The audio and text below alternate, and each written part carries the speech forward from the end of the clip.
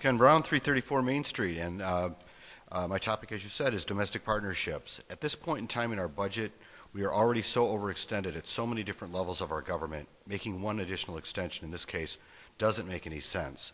There is at this point no mandate by the state that we do it. There's no mandate by the county.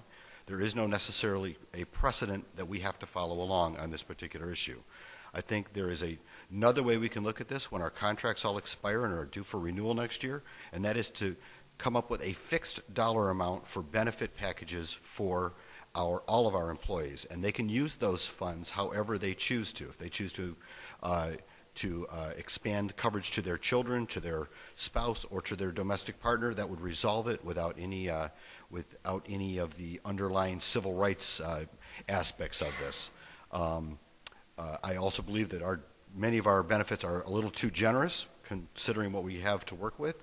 Lowering that down to whatever the single cop in the car would be paid for. Her partner, whether he be married with 5 kids, should get the same dollar amount, and they can distribute that themselves and be responsible for insuring beyond whatever the basic levels are. That's all we have to supply as a city and as taxpayers, and their employer is something that is basic. We don't have to have whatever they want. If Mr. Friedel gets a vehicle because he happens to have a job, we don't give one to his wife just because he's married. The same thing would apply, I think, with a single person in that situation.